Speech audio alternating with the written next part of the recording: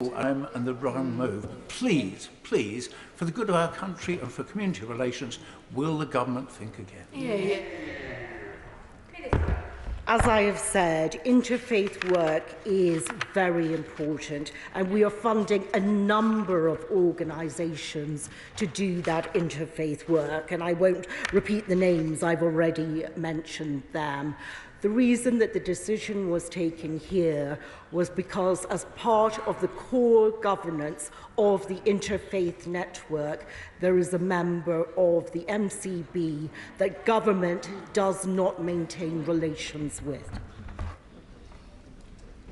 Debbie Abrahams. Thank you, Madam Deputy Speaker. I reiterate the points that other members have said, particularly the Right Honourable Member for East Ham and the Member for Halifax. The current international context for this to happen is absolutely outrageous. It is a politically obtuse decision. And I would like to press the Minister on the questions of my right honourable friend from the front bench around the risk assessment they have done in order to understand the impact on community relations. I'd like to thank the Honourable Lady for her question. As I have said, very, very careful consideration went into making this decision. It has been a long-standing policy of successive governments, first actually introduced in 2009 under a Labour government, not to engage with the MCB. Ruth Jones. Thank you, Madam Deputy Speaker. And I listened carefully to the Minister's response to my friend, the Honourable Member for East Ham, when she says the government takes interfaith work very seriously. But actions speak louder than words, and the cutting off of funding with just a few hours' notice is not helpful to this important organisation. So can I ask her, what steps will DLUC now take to support dialogue in any areas where it has been lost? I'd like to thank my the Honourable Lady for her question. As I say, DLUC funds a number of organisations who work very intensively at a local level to support interfaith work and community cohesion. Jim Shannon. Deputy Speaker, declaring interest as Chair of the APPG for Freedom of Religious Belief. As images outside this House last night made clear, it is very important that people of all faiths have a point to meet and to focus on the things that draw us together rather than those things that divide us. How will government and how will the Minister achieve this when these bodies close? That's the interfaith network. And how can we, and that means all of us in this House together and outside of this House, continue on journeys of embracing all faiths and awareness of those faiths? I think understanding of faiths is incredibly important, and that is why we encourage interfaith work, especially at a local level. And I've already talked about what I do in my own constituency, and I find it very valuable. But in this particular instance, we cannot continue to fund the interfaith network, but we do fund other organisations and we wish them well. And we have always made clear to the interfaith network that they need to develop alternative sources of funding. I thank the Minister for answering the urgent question, and we now move on to business questions. Shadow Leader of the House, Lucy Powell. To ask the Leader for the forthcoming business. Thank you, Madam Deputy Speaker. The business for the week commencing the 26th of February will include, on Monday the 26th of February, consideration of a humble address following the return of the devolved institutions in Northern Ireland, followed by a general debate on farming. Tuesday the 27th of February, remaining stages of the Leasehold and Freehold Reform Bill. Wednesday, the 28th of February, second reading of the Pedicabs London Bill, Lords. Thursday, the 29th of February, debate on a motion on language in politics on International Women's Day, followed by a general debate on Welsh affairs. The subjects for these debates were determined by the Backbench Business Committee. On Friday, the 1st of March, private members' bills.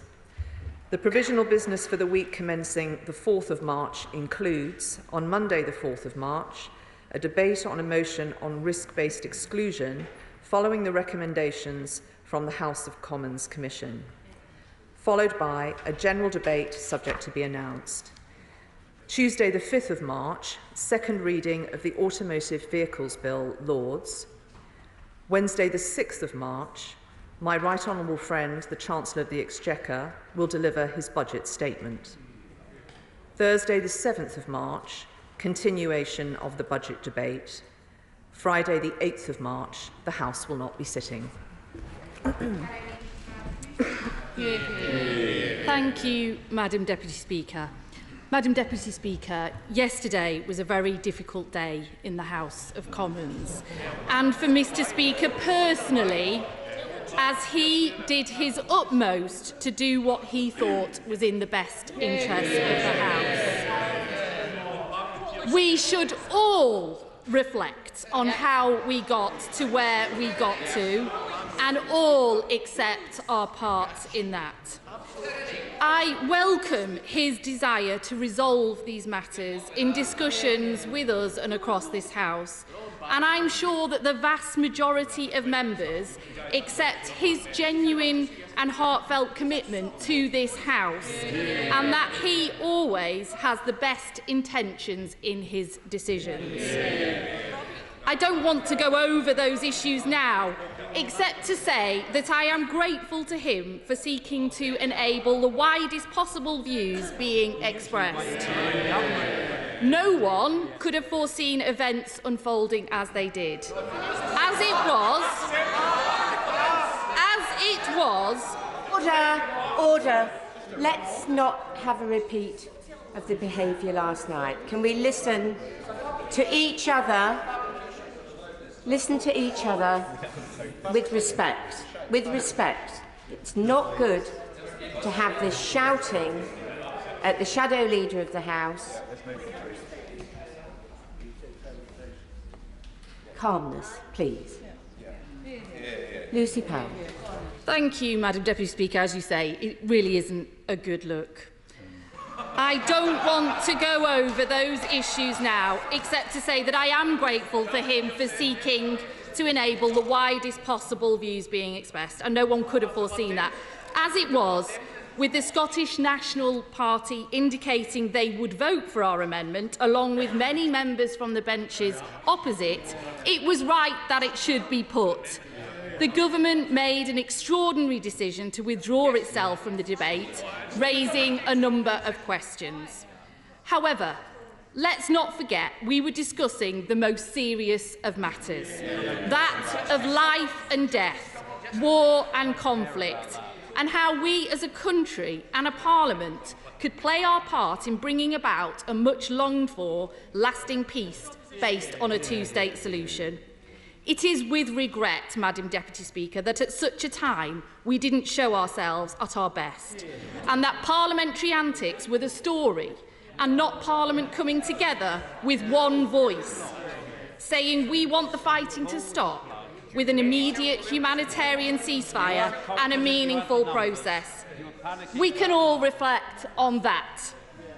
Finally on this, I hope a further reflection is that this place should have more time, not less, to debate and discuss these very profound matters. And it shouldn't be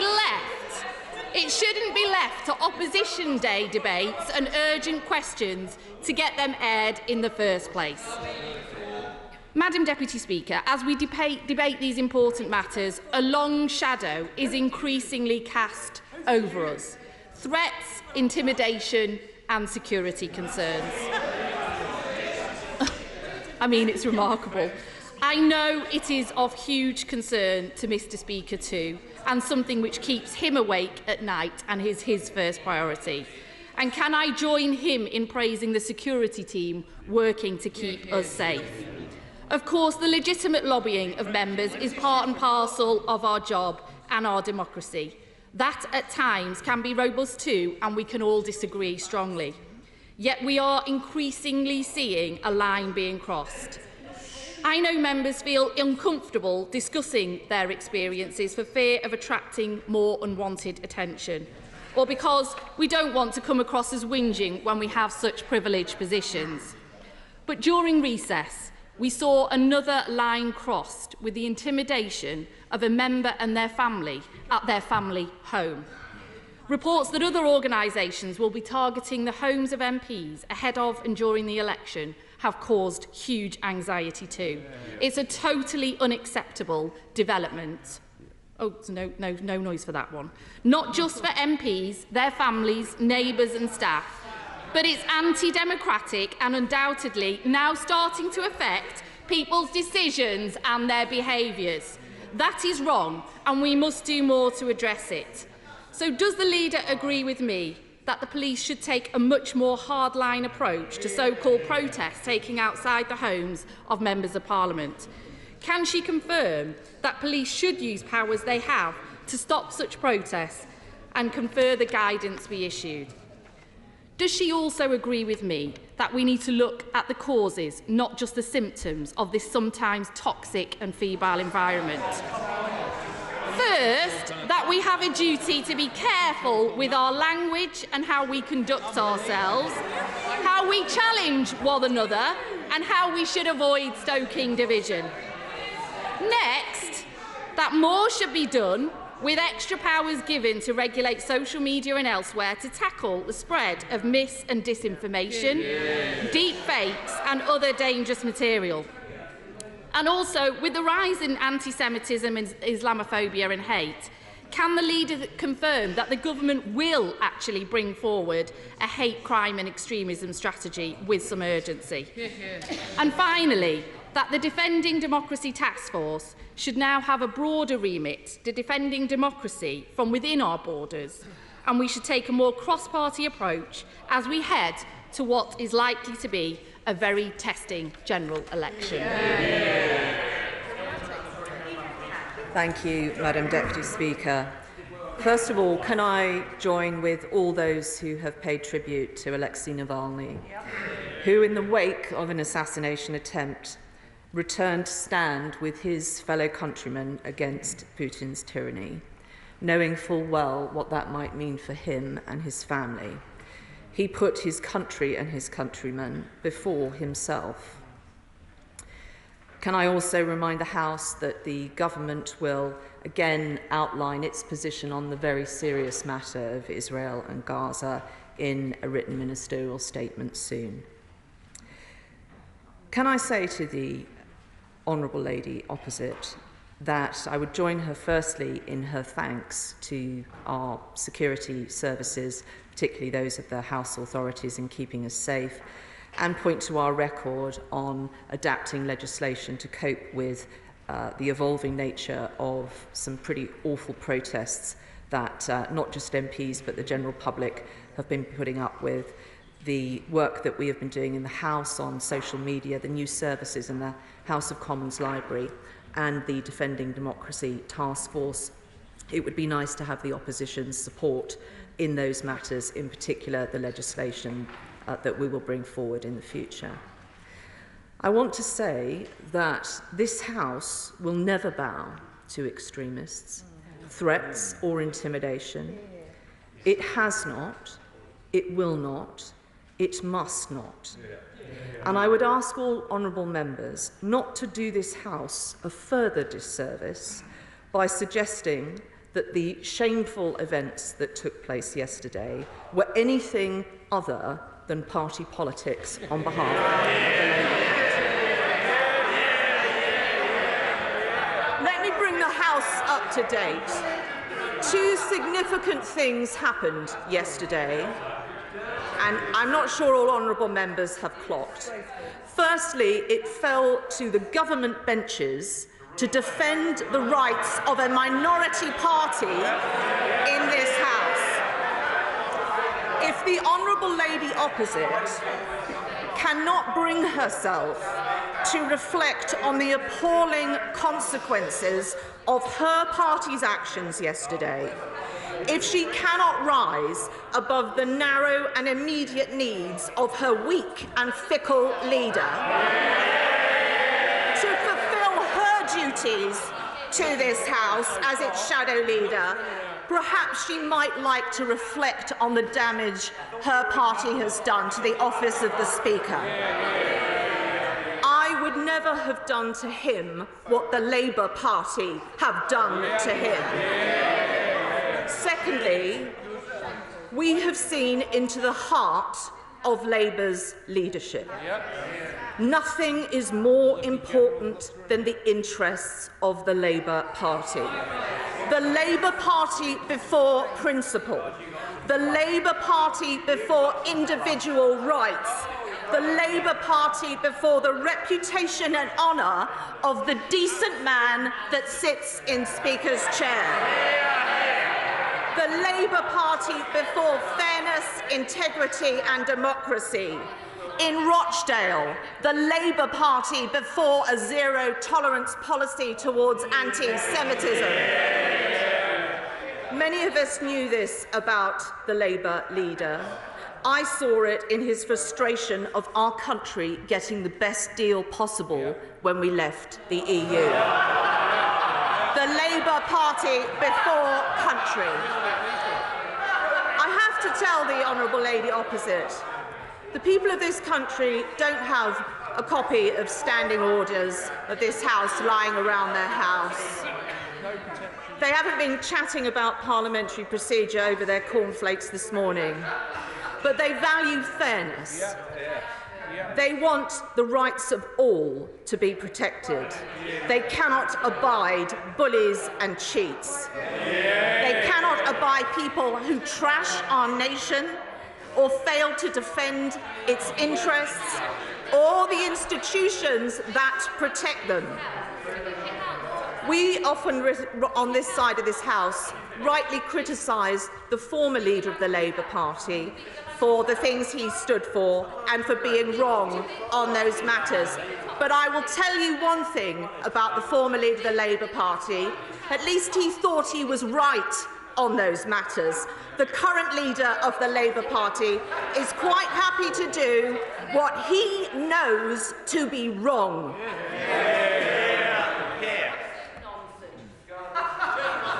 He puts the interests of the Labour Party before the interests of the British people. It's the Labour leader that doesn't get Britain, and the past week has shown that he is not fit to lead it. Sir Bernard Jenkins. Madam Deputy Speaker, can I suggest that the priority of this House should be to command the public confidence of our voters, and that I don't think they, or indeed a majority in this House, feel that we resolved anything on the question of Gaza and Israel yesterday.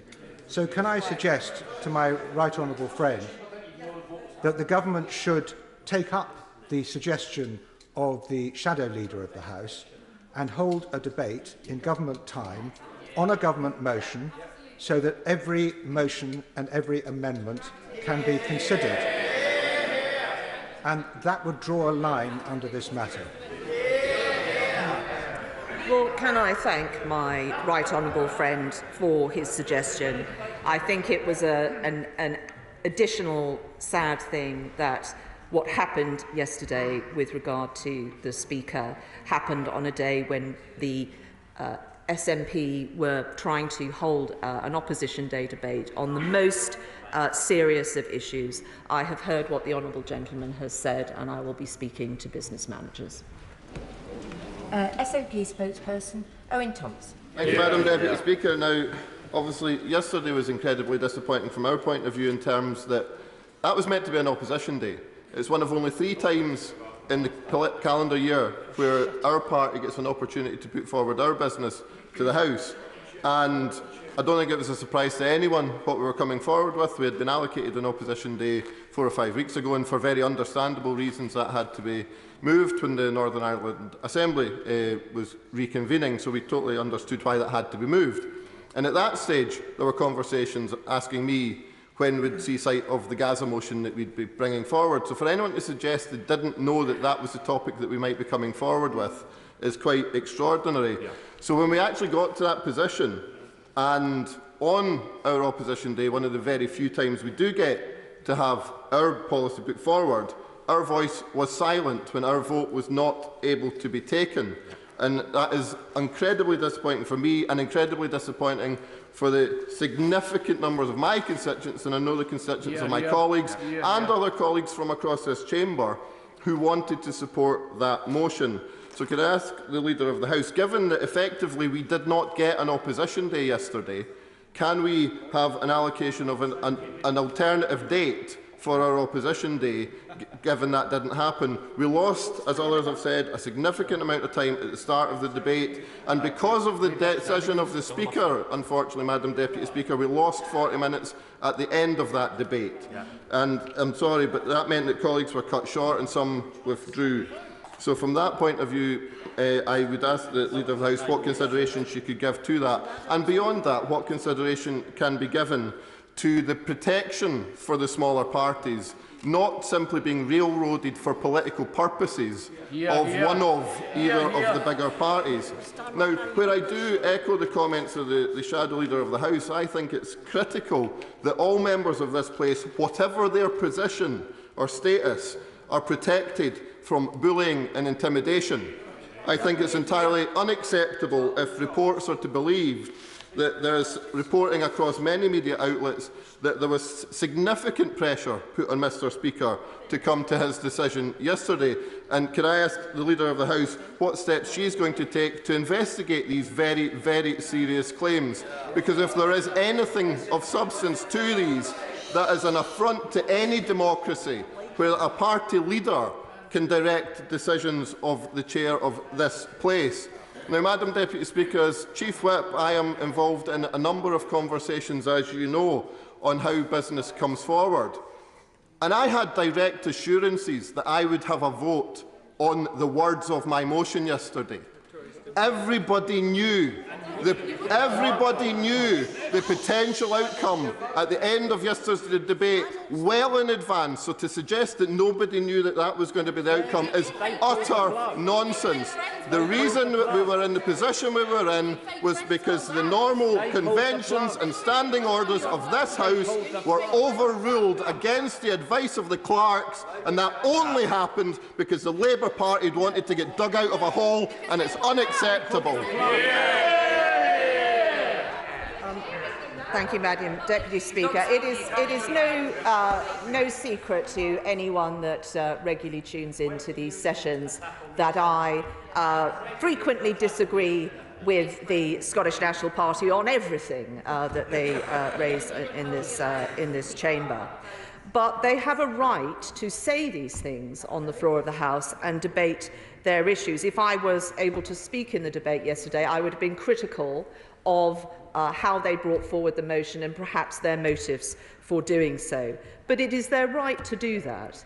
And our standing orders protect the ability, in particular of minority parties, to be able to have those debates. There are serious consequences to the decision that was taken yesterday for minority parties and also for the government. Our motion and amendment was the only one, for example, that mentioned violence against women and girls that took place. So this is very important, and we need to make sure that those rights of minority parties are protected going forward. I am very sympathetic to the SNP being given more time. I also have to say I'm sympathetic about it being knocked off the Labour Party's allocation. And with regard to the serious matter of Mr Speaker did come to the House yesterday. He did apologise, and I know he is meeting with all parties on this matter, and I will be meeting with him later today. Andrew Russell. Thank you, Madam Deputy Speaker. The Leader of the House will be aware that I represent Romford, which is in the London Borough of Havering and is a historic Essex market town. But will she please arrange for a debate to take place on the floor of the House about the fairness of local government funding? My borough is nearing bankruptcy because of the failure to have a fair funding system for boroughs like Havering. We're also fleeced by the Mayor of London, who takes huge sums of money from places like Havering to fund the Greater London Authority. So can we please have a debate that will bring about reform to local government in Greater London and give fairer funding for boroughs like Havering, and hopefully a referendum in Havering so that we can go back to being fully part of Essex? I welcome the honourable gentleman back to his place, and he is quite right to raise pressures on his council, particularly those born from the Mayor of London, whose budget is in crisis. Across the board, local government has had about a 7% uplift, but there are clearly some local issues and particular pressures that London boroughs are facing because of the Mayor's mismanagement. He will know that the next questions to the Secretary of State on this matter are on the 4th of March. Chair of the Backbench Business Committee, Ian Mearns. Thank you very much, Madam Deputy Speaker. Madam Deputy Speaker, can I thank the Leader of the House for the business statement and for announcing in particular the backbench business debates for next Thursday. And I think the Leader of the House will be aware that now, between now and Easter, that the Backbench Business Committee has little or no time to allocate for debates here in the Chamber beyond next Thursday due to other business encroaching into Thursdays, including the budget debate, for instance. And I'm wondering, therefore, if there is to be any additional time between now and the Easter recess, if the Leader of the House could possibly tip me a wink as soon as possible. And also, if she could tip us a wink via the normal channels regarding the date of the Estimates Day debates, please. We would really appreciate that so we can actually get those wheels into motion. Of course, we will continue to welcome applications for debates in Westminster Hall on Tuesdays and Thursdays. And, Madam Deputy Speaker, we've actually written as a committee to the Procedure Committee to ask them to change standing orders in Westminster Hall so that Westminster Hall debates on Thursdays can begin at 12:30 instead of 1:30. It seems to me it's something which hasn't sort of caught up with the way in which the parliamentary timetable has changed over the years, and it might actually facilitate better attendances at those debates on a Thursday afternoon. Can I thank the honourable gentleman again for his advert for the Backbench Business Committee. He knows that I'm very keen to give him time and early sight of the allocation so that he can slot in those debates, and certainly also to make him aware of when the dates for when those estimate debates will take place. I hope to be able to update him very shortly. Sir Jake Berry. Thank you, Madam Deputy Speaker. Would my right honourable friend agree that it's hard for market towns to thrive without an open bank? And that's why I hope she'll join me in congratulating the people, the businesses in Bacup in Lancashire, as well as Link UK Cash Access and the ATM network, who have worked with me to deliver on my pledge to bring banking back to Bacup. That's why I hope we can find time in this House to have a debate on the new banking hub that is opening in a fantastic historical market town in Lancashire. Yeah. Well, can I congratulate my right honourable friend and his constituents who have worked to ensure that these services are continuing. It is understandable, as costs are looked to be cut by banks, that they give up bricks and mortar, but that doesn't mean the disappearance of those vital services for our communities. Well done to all, and I'm sure that many honourable members will be asking for some advice in the future. Sir Ben Batchel. Thank you, Madam Deputy Speaker. Devon and Cornwall Police have been in special measures since 2022 after multiple failings, and last week it was revealed that 7 current and former women police officers are suing the force for failing to deal with rapes, beatings and psychological torture by male colleagues over a number of years. I wonder if she could arrange for a Home Office Minister to make a statement reassuring the people of Devon and Cornwall and serving women police officers that these allegations will be thoroughly independently investigated and any wrongdoing punished. Yeah. Well, can I Leader of thank the House. the honourable gentleman for raising this terrible situation. He will know that the next Home Office questions is on the 26th of February, and I'd encourage him to raise it directly with the Home Secretary there. But given the serious nature of this, I will make sure that the Home Secretary has heard what he has said today, and that at the very least his office is updated. Robert Jenrick. Thank you, Madam Speaker. Would my right honourable friend agree with me that the real issue of the events of the last 24 hours is not the party political shenanigans suggested by the shadow leader of the House? The real issue is that this House appears cowed by threats of violence and intimidation. The Mother of Parliaments appears weakened and diminished as a result. We have allowed our streets to be dominated by Islamist extremists, and British Jews and others to be too intimidated to walk through central London week after week. And now we're allowing Islamist extremists to intimidate British members of Parliament. This is wrong. It has to stop. Would my right honourable friend organise a debate on extremism and how we tackle this challenge, which is one of the central issues facing our generation? Well, I could not agree more with my right honourable friend. British Jews are suffering a grotesque level of hatred and abuse, which quite frankly shames our country.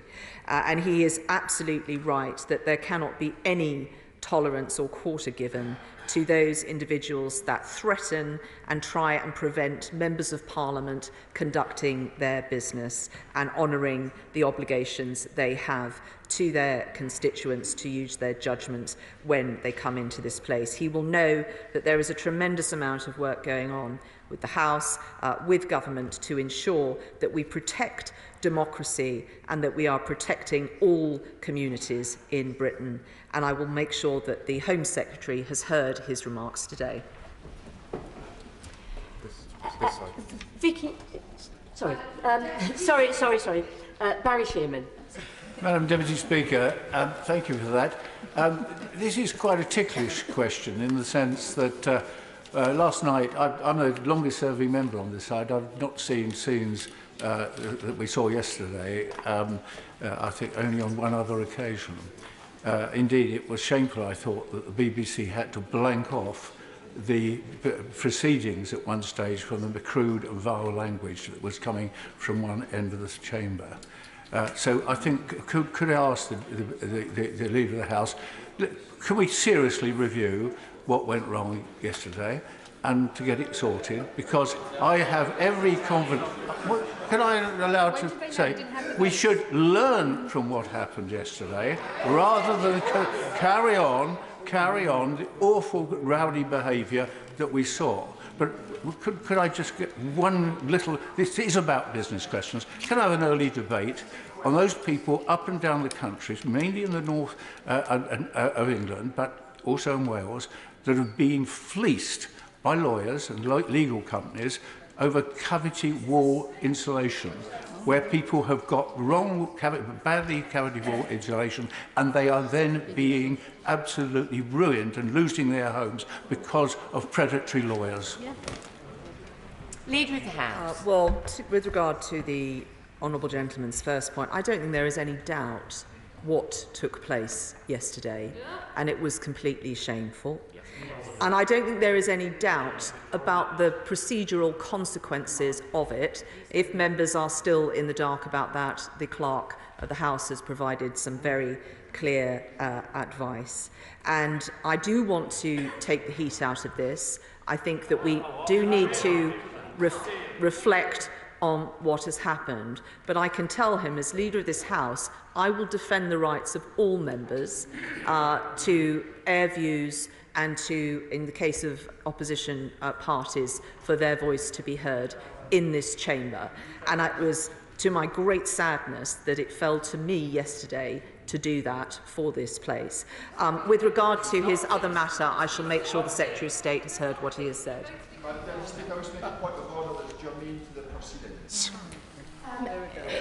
Points of order will come after the select committee statement. if the honourable gentleman had wanted to intervene in business questions, I would of course have called him if he'd been here at the beginning. But I'm afraid I do have to direct him to make his point of order at the end of the select committee statement. And whilst I'm about it, it just might be useful for me to remind honourable and right honourable members that any criticism of the Speaker or Deputy Speakers can only be done on a substantive motion. I just want to remind, bearing in mind what the leader said about taking down the temperature, just a reminder that that is the case. Vicky Ford. Madam Deputy Speaker, in order to be here at this time, I have delayed giving a personal statement to the police on the latest individual who thinks it's fair game to harass, stalk and threaten members of this House. It is clear that the lack of transparency over the reasons why we sometimes vote one way or another mean that these votes are often willfully misinterpreted and used to drum up hatred against parliamentarians, and that this perverts our democracy. I would like to make a suggestion. The European Parliament has many flaws, but in that place it is possible to lay a written explanation of vote on the Parliament's website beside one's voting record. The opposition spokesman, the government spokesman do it on behalf of the party. Any individual member can place their own written explanation of why they have voted the way they have. It stops the votes from being misinterpreted, it keeps members safer, and it stops democracy being perverted. So will my right honourable friend, the Leader of the House, take this idea on board, stop the opposition from willfully misinterpreting our votes on opposition days, and help keep our democracy safe?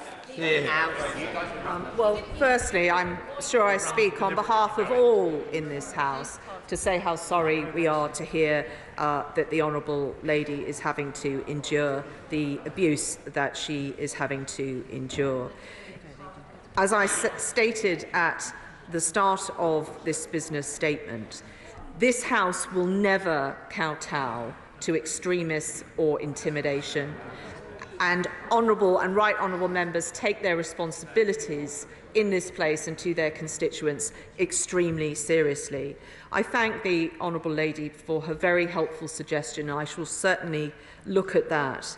But I would just say that whilst we can update and do things in this place to help members of the public understand what is actually going on and draw clarity on what our proceedings are actually focused on and what we are voting on and why, we are all obliged to act with honour and integrity and support democracy in this place. And I have no jurisdiction for opposition attack ads. And I think if there is any reflection to be done in the recent last 24 hours, I'd ask the opposition to reflect on that. Vera Hobhouse. Madam Deputy Speaker, may I add my thanks to the security services who are working very hard and effectively to keep us all safe, including actually for a community meeting I had last week in my Bath constituency. They did sterling work, so thank you very much. The leader will know that I'm a member of the Restoration and Renewal Programme Board.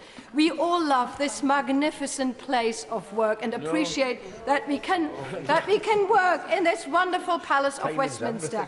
But the structure of this place is not in a good way.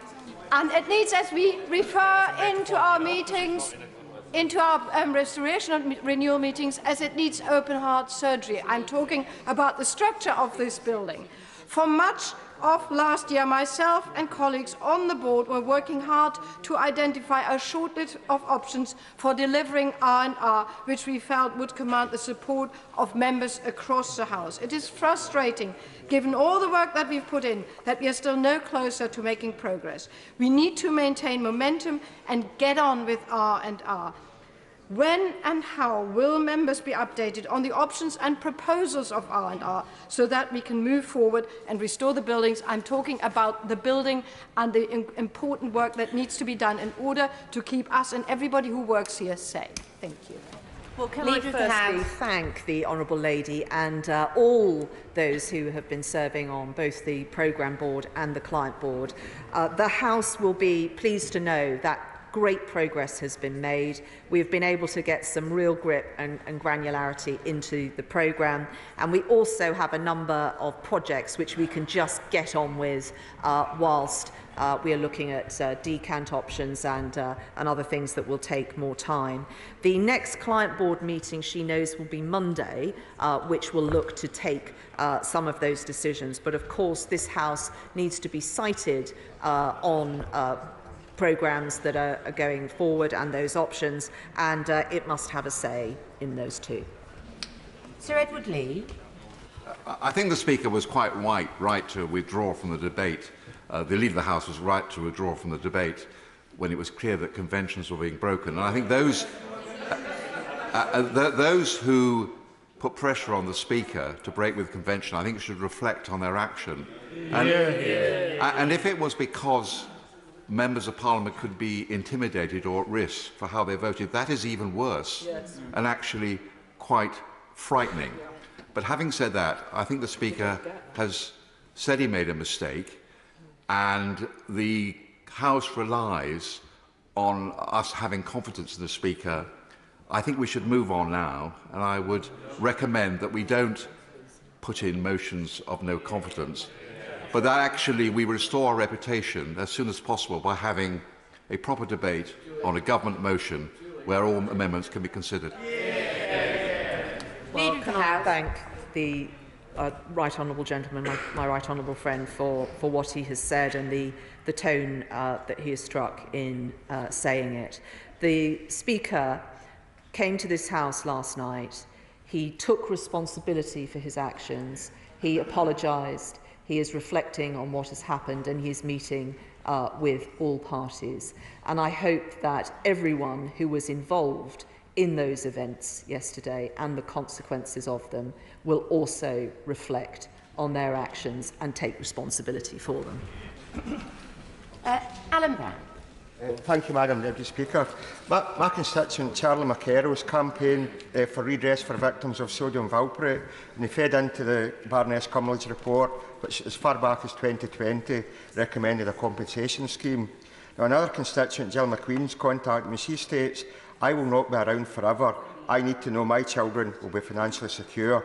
Now, the Patient Safety Commissioner has also recommended compensation should be paid and laid a report to the Government. So when will the Government design a compensation scheme for victims of sodium valproate, and will they confirm that it will be a UK-wide scheme so that the children of my constituents get the compensation and the support they deserve?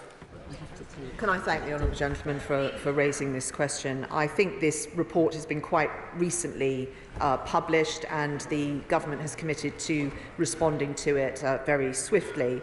He will know that the next questions to the Secretary of State are on the 5th of March, but I will make sure that they have heard what the honourable gentleman has said and update his office. Sir John Hayes.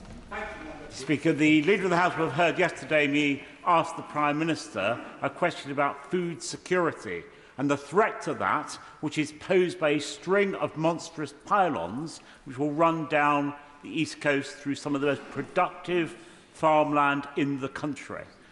Simultaneously, we face huge solar plant applications on the best land we have that feeds the nation. 30% of the fresh produce is grown on this land that feeds the whole of the nation. So, given her exemplary answer to me last week, will she, in that vein, arrange for a meeting with the relevant Secretaries of State and a delegation, inevitably led by me, of affected colleagues so that we can immediately put an end to this threat to our food security?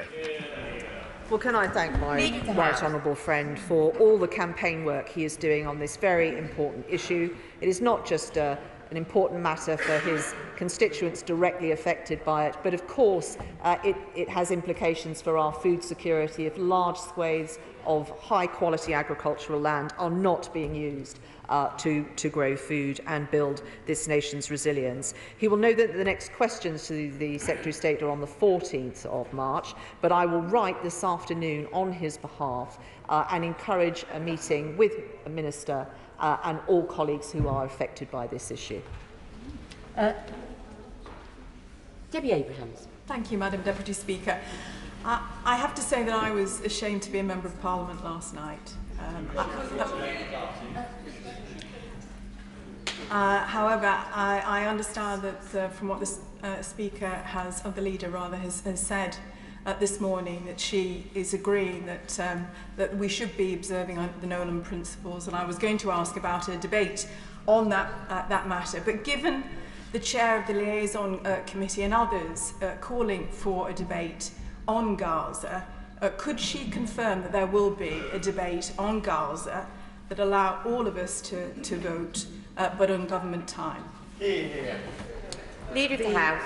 The issue of substance yesterday is a very important and serious matter, and I can assure the House there will be ample opportunities in the future to talk about it on the floor of the House and to debate it, and I will announce further business in the usual way. But I would gently say to the Right Honourable Lady, I'm not ashamed to be a Member of Parliament, and I wasn't ashamed to be a Member of Parliament yesterday. I think if I was a member of the Labour Party, I'd be ashamed of that. William Ragg.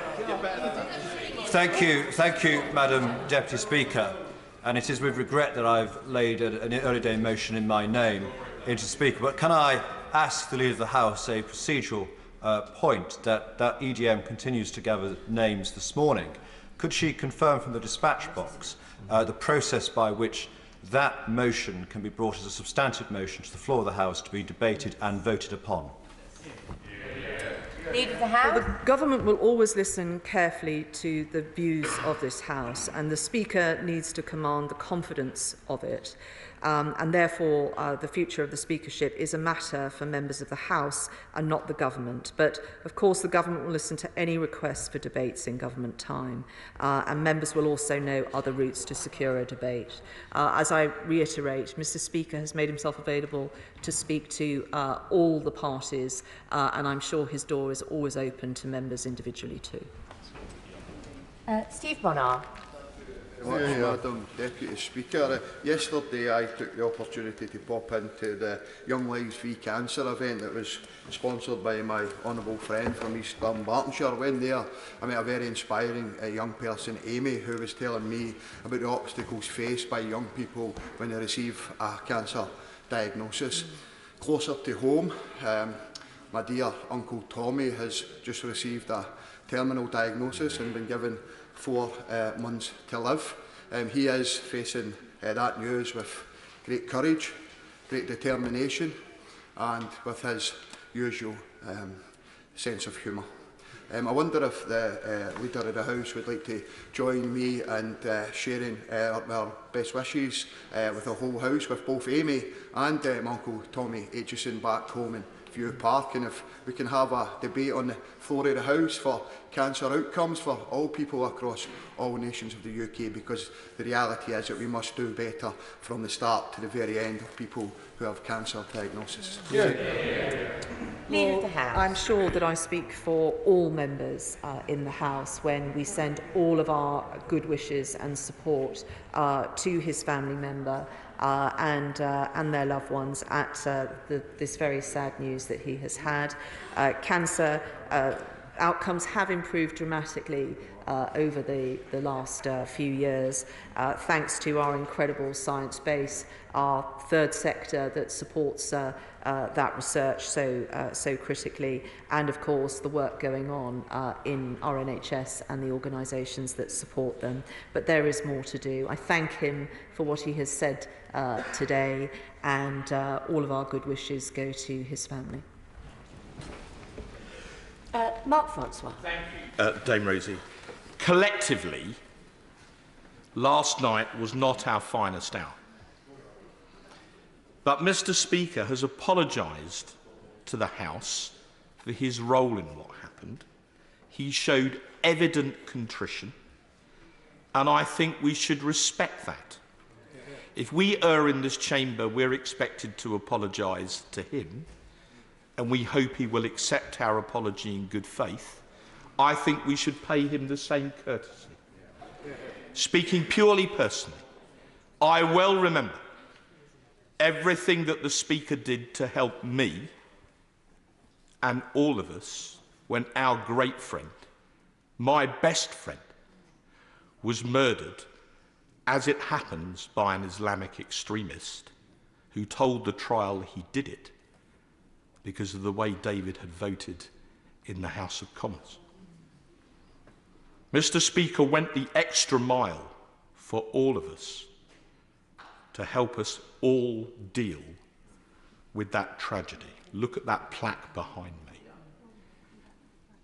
We should put last night right by obviously rerunning this debate in government time.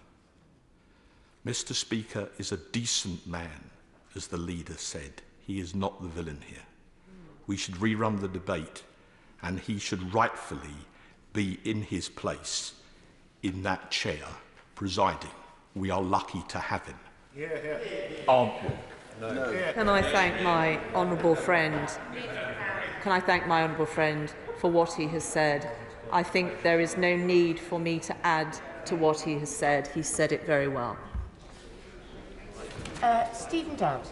Thank you, Madam Deputy Speaker. And it's rare that I find myself in complete agreement with the honourable gentleman opposite, but I have to say on a personal level, Mr. Speaker, both when he was Speaker but also Deputy Speaker, was very, very serious in taking my own security concerns seriously and that of other members of the House, and he's always shown that. Madam Deputy Speaker, despite the disagreements about procedure in the House, I know that my constituents in Cardiff South and Penarth are not interested in debates about procedure. They're interested in the facts on the ground in Gaza and the real concern, sincere concern about the suffering and horrors that we've seen.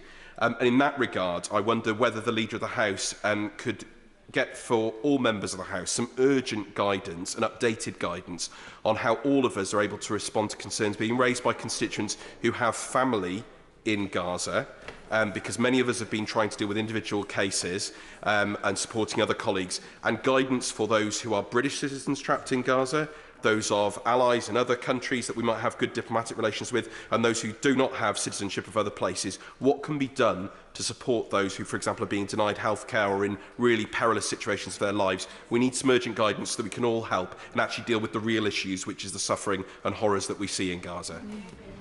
Well, can I thank the honourable gentleman for bringing us back to the matter of substance.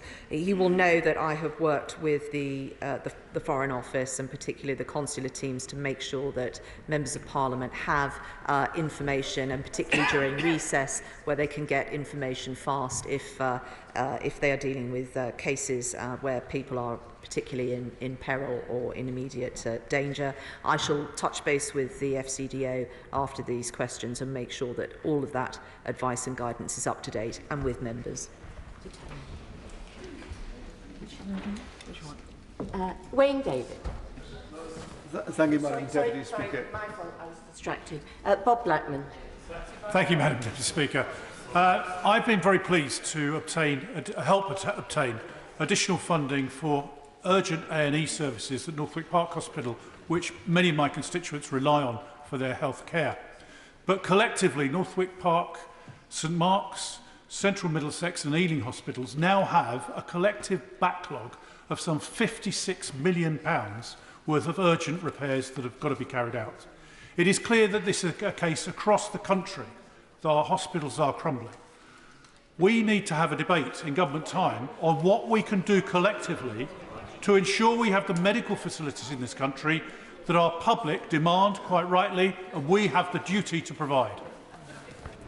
Well, can I thank my honourable friend for his continuing campaigning on ensuring that his constituents not only have the healthcare professional uplift that they needed and they now enjoy, but also that the buildings they are operating from are fit for purpose. The next questions to the Secretary of State are on the 5th of March, but I know he is a passionate advocate of this issue, and I will make sure that the Secretary of State has heard what he has said this afternoon. Wayne David. Thank you, Madam Deputy Speaker. Could I say I think it is really important that we conduct discussions about what happened last night in a moderate and reasonable and respectful way. Yep. And I think that we all have lessons to be learned. But I think for those lessons to be learned, we must be clear what actually happened and the precise chain of events. And I would like to ask a simple question of the Leader of the House, and that is, why did she decide to withdraw the government's amendment to the resolution? Well, I would direct the honourable gentleman to the advice that the Clerk of the House gave and the consequences that stem from it. The result of the decision that was taken yesterday was that it would be the case that minority parties would never be able to have a vote on their own motion in an opposition day debate.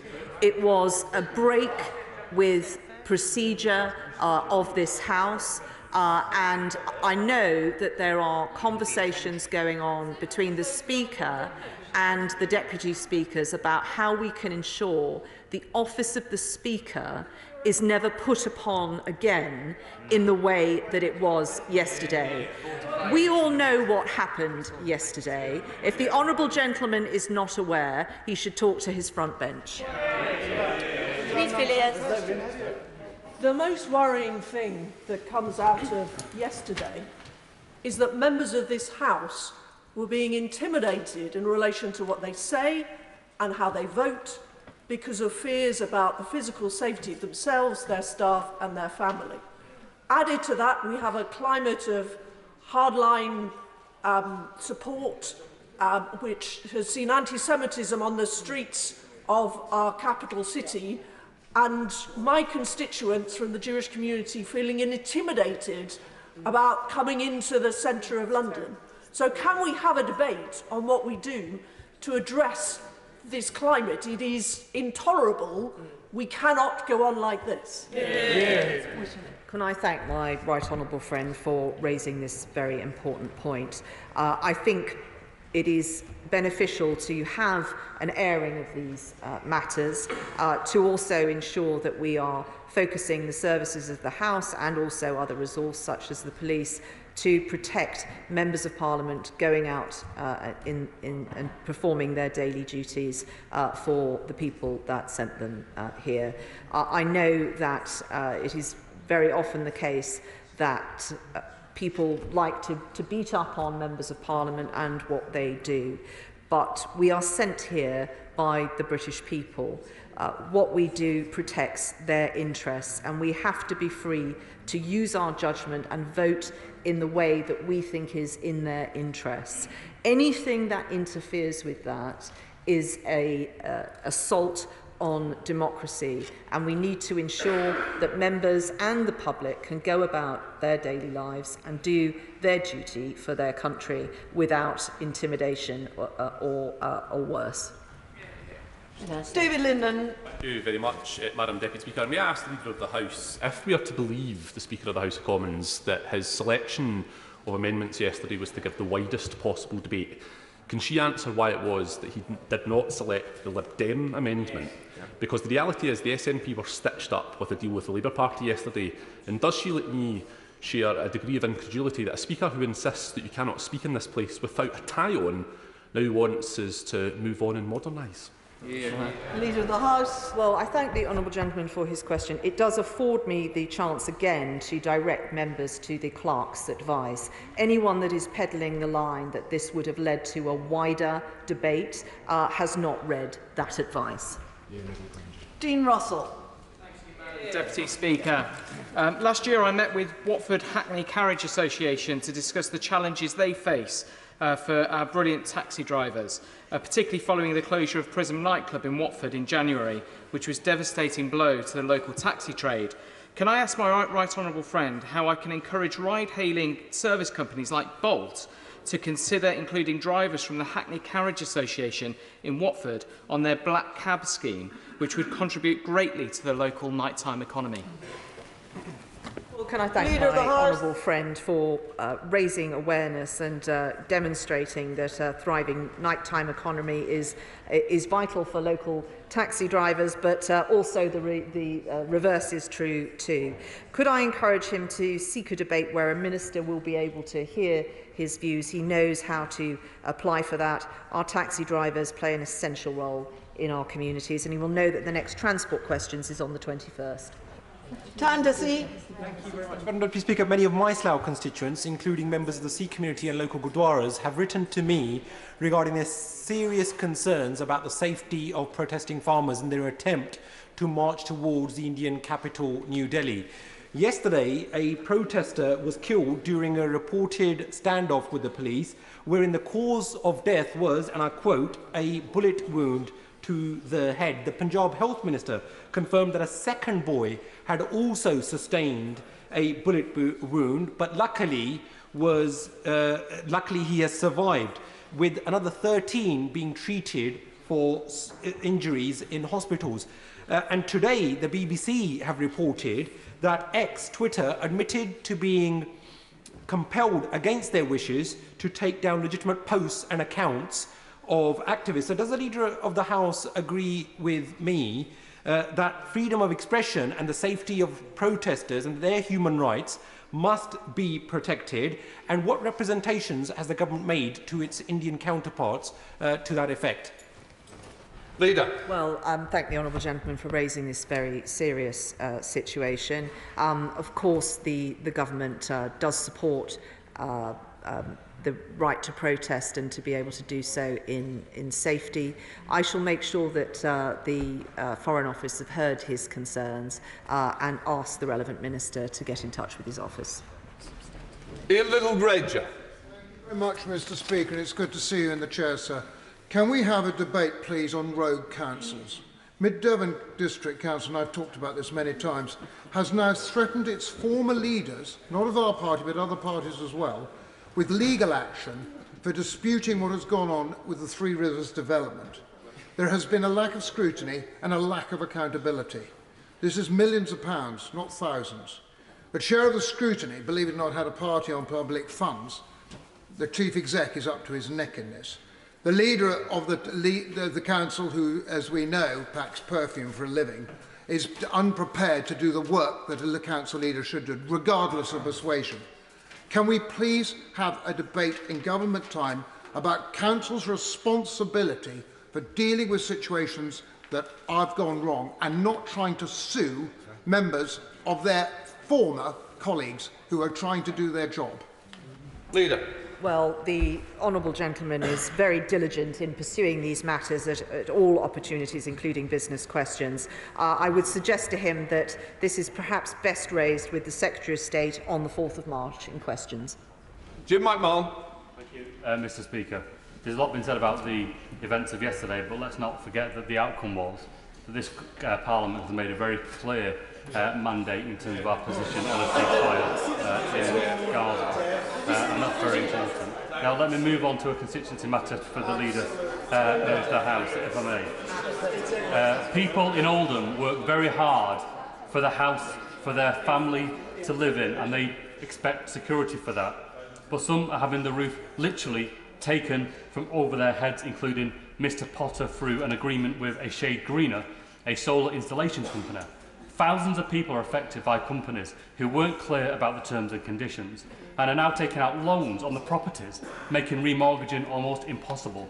Can we have a debate in government time on the impact of mis-selling in the solar industry? Well, I will certainly, with regard to his latter point, make sure that the Secretary of State has heard what he has said, and he can put that to ministers directly on the 27th of February. With regard to his former point, it is in the interests of the British people that democracy is protected. As I said, the interests of the Labour Party are trumping democracy. Sally Ann Hart. Mr. Speaker, yesterday we saw the politicisation of the situation in Gaza by the SNP to engineer an issue within the Labour Party. Their opposition day, their right. The Labour Party members opposite were reportedly concerned about their security, as we are. But, Mr. Speaker, the Labour Party frequently confects issues towards this side. We've seen members on this side called scum by a member opposite, inside and outside this chamber. We've been accused of starving children and of dumping sewage in our seas. And these are false assertions to generate intolerable hatred, death threats and abuse against Conservative MPs. Can my right honourable friend tell me whether the Conservatives have ever asked for special treatment or convention to be overturned to protect us? And does this illustrate that both sides of the House, not just this side, need to take a responsible approach to debate in this House and public discourse and in public life? Leader. Well, the honourable lady has made her point extremely well. On those debates, whether they were on storm overflows or free school meals, when members on this side of the House faced very unfair slurs and intimidation, what we did not do was ask that the procedures of this House are upended and put pressure on a decent man in the Speaker's chair to change those processes. That is because it is at the heart of our party that we put the interests of this country first. And one of those interests is that democracy in this place is protected. Stephen Flynn, Leader of the SNP. Mr. Speaker, last evening we saw the best of this House and its ability to debate, and we also saw the worst of this House as it descended into farce. And I think I speak for everyone in the chamber just now, and indeed yesterday, when I expressed my deep sorrow that that was able to happen, given the content of what it was we were debating. Nevertheless, Mr. Speaker, it descended into farce because of a decision that you made, and you alone made, to ignore the advice that was given to you by the clerks. In doing so, on the opposition day of the Scottish National Party, my colleagues and I were denied the ability to vote on a matter which is of grave concern to us and which over recent months we have sought to raise in this chamber at every available opportunity. It ultimately turned into a Labour opposition day. That, quite frankly, is not acceptable. And as I have expressed to you privately prior to proceedings here today, we do not, on these benches, therefore believe that you can continue in your role as Speaker. We do not have confidence in your ability to do so. So I would therefore welcome clarity, either from yourself or indeed from the Leader of the House, as to how we can best facilitate a vote in this chamber at the earliest possible occasion to that effect. Thank you. Leader. Can I thank the honourable gentleman for his question? I hope that he can see in my actions yesterday that I am a servant of this House, and that even though it may not be in the government's interests to do so, narrow interest to do so, I will protect the rights of all minority parties to be able to air their views in this place, and to those parties that are afforded opposition day debates, that they are able to have those debates in the fullest sense and have votes on the motions that they put.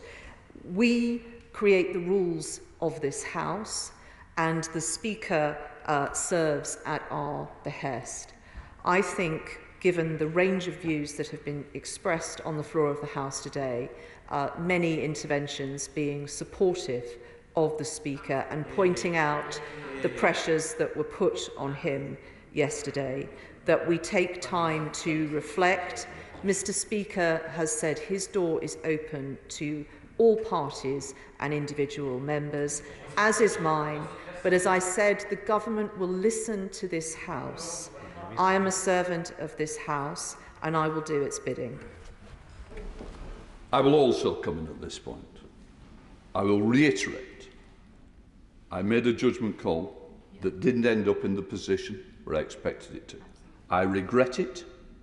I apologise to the SNP. Just bear with me for a moment. I apologise, and I apologise to the House. I made a mistake. We do make mistakes. I own up to mine. I would say that we can have an SO24 to get an immediate debate, because the debate is so important to this House. I will defend every member in this House. Every member matters to me in this House. And it has been said, both sides, I never, ever want to go through a situation where I pick up a phone to find a friend of whatever side has been murdered by terrorists. I also don't want another attack on this House. I was in the chair on that day. I have seen, I have witnessed. I won't share the details, but the details of the things that have been brought to me are absolutely frightening on all members of this House, on all sides. I have a duty of care, and I say that. And if my mistake is looking after members, I am guilty. I am guilty because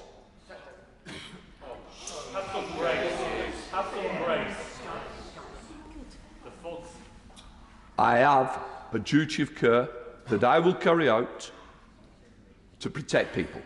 It is the protection that led me to make a wrong decision. But what I do not apologise is the risk that's being put on all members at the moment.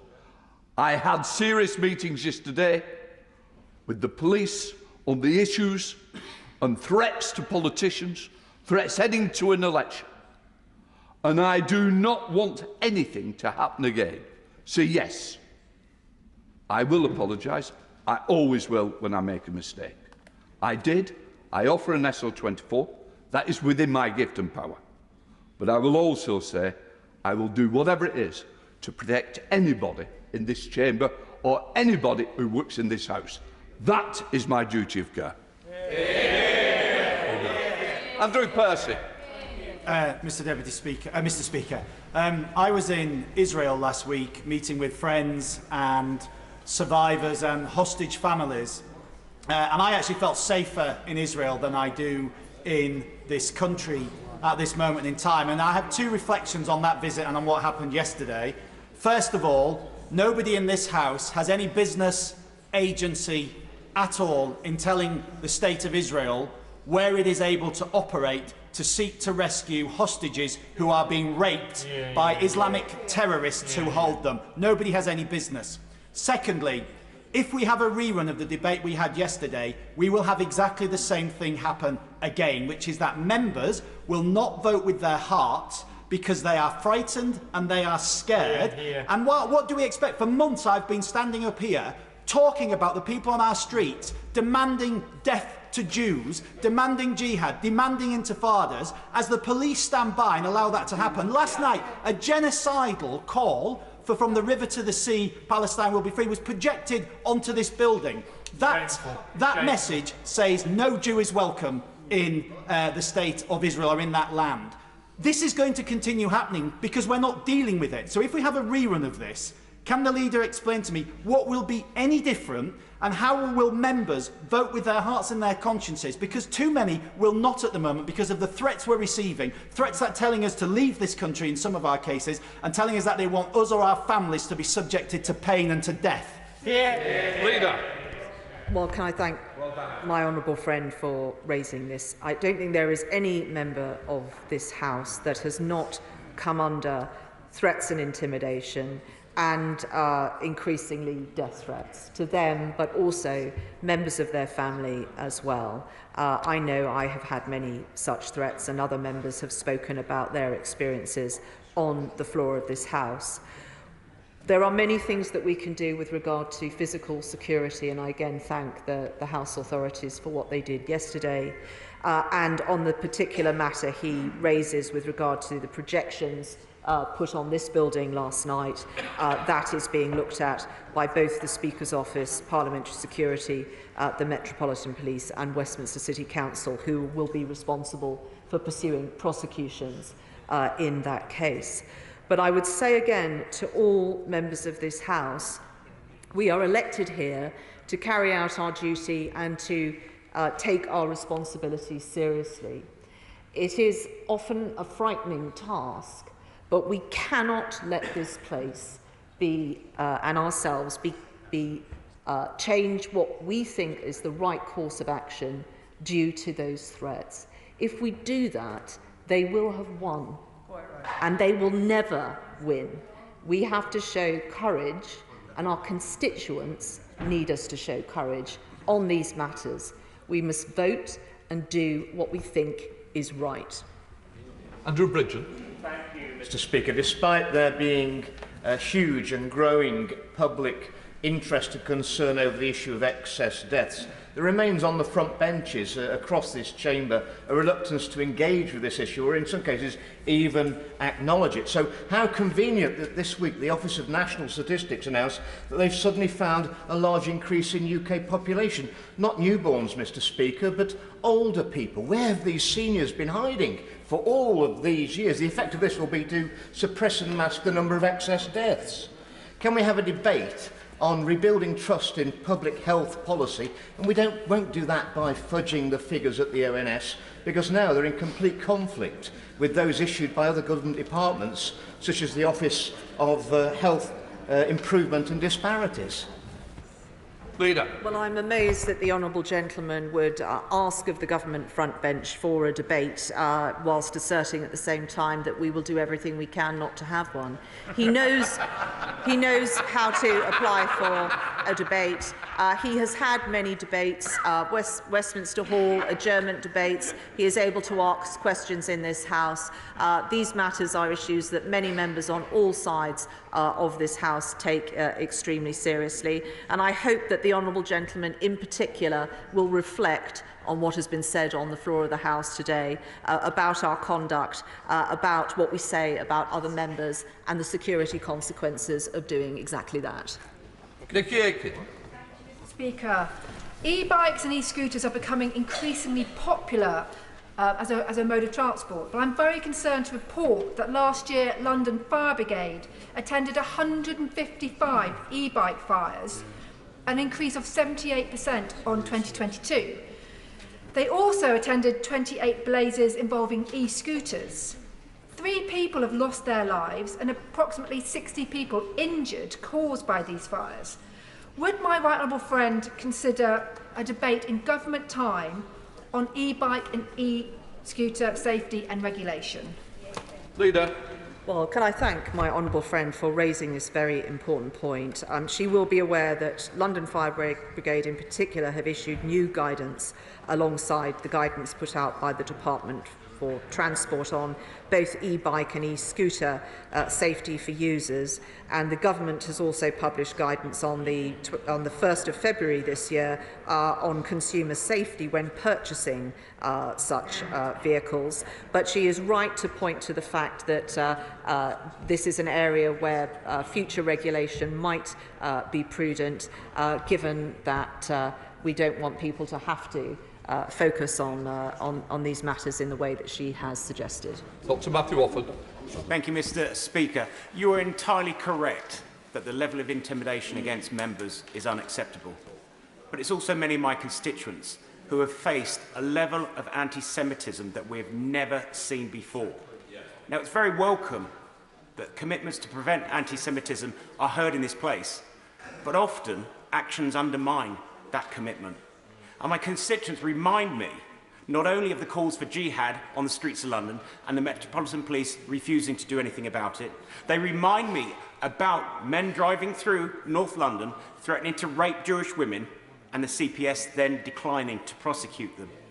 So how do I reassure my constituents that this place does not treat issues of interest to my Jewish constituents differently when last night the Labour motion came after the moment of interruption and was nodded through without a vote?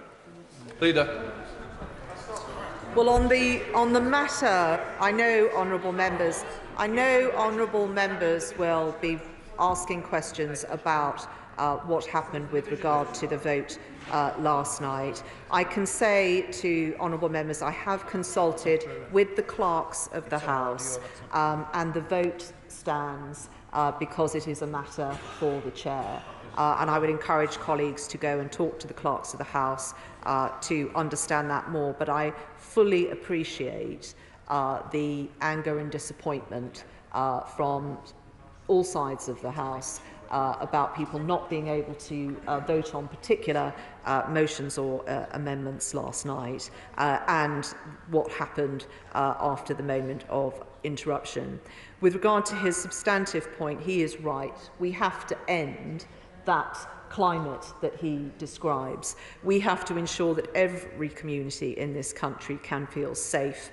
And he will know that the Home Secretary has been doing work with police forces, particularly the Met, but across the country, about the additional powers that they need to be able to tackle these issues, but also identify individuals who are behind this violence and intimidation.